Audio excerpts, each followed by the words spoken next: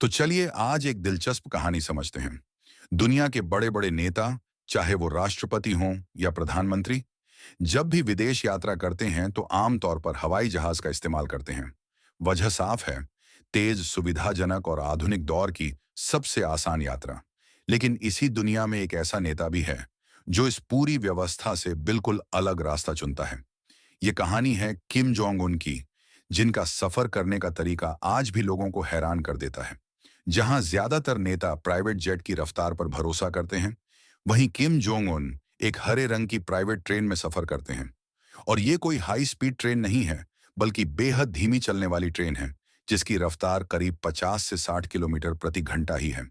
अब सवाल उठता है कि जब आज के समय में कुछ ही घंटों में दुनिया के किसी भी कोने में पहुंचा जा सकता है, तब कोई नेता इतने लंबे और थकाने वाले सफर को क्यों चुनेगा? इसका जवाब किसी राजनीतिक रणनीति या परंपरा में नहीं छिपा, बल्कि एक बहुत ही व्यक्तिगत डर में छिपा है। किम जोंग उन को उड़ान से डर लगता है। सीधा कहें तो उन्हें प्लेन क्रैश या हमले का डर सताता है। उनके हिसाब से जब कोई विमान हवा में होता है, तो उसका कंट्रोल पूरी तरह पायलट और सिस्टम के हाथ में होता है। ऐसे में हाईजैकिंग, मिसाइल अटैक या ट्रैकिंग जैसे खतरे बढ़ जाते हैं। यानी हवाई सफर का मतलब है कंट्रोल का पूरी तरह हाथ से निकल जाना, और ये जोखिम वो उठाना नहीं चाहते। यही वजह है कि उन्होंने अपने लिए एक अलग ही समाधान चुना, एक चलती फिरती किले जैसी ट्रेन।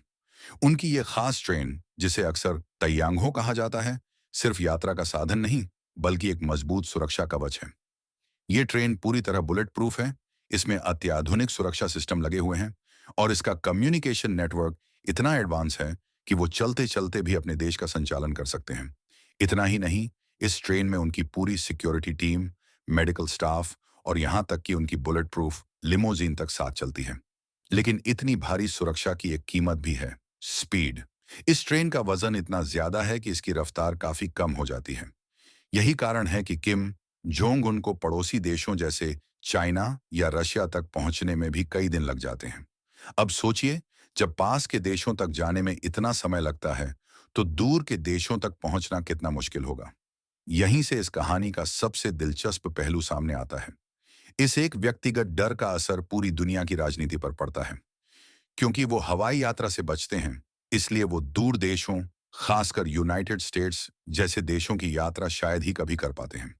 नतीजा ये होता है कि अंतर्राष्ट्रीय बैठकों के लिए जगहों का चुनाव भी उसी हिसाब से किया जाता है, जहां वो ट्रेन से पहुंच सकें। जैसे सिंगापुर या कोरियाई सीमा का डिमिलिटराइज्ड जोन।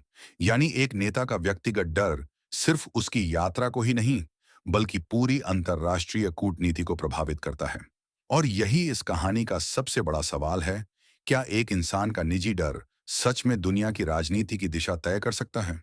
शायद जवाब है हाँ, और ये कहानी उसी का सबसे दिलचस्प उदाहरण है।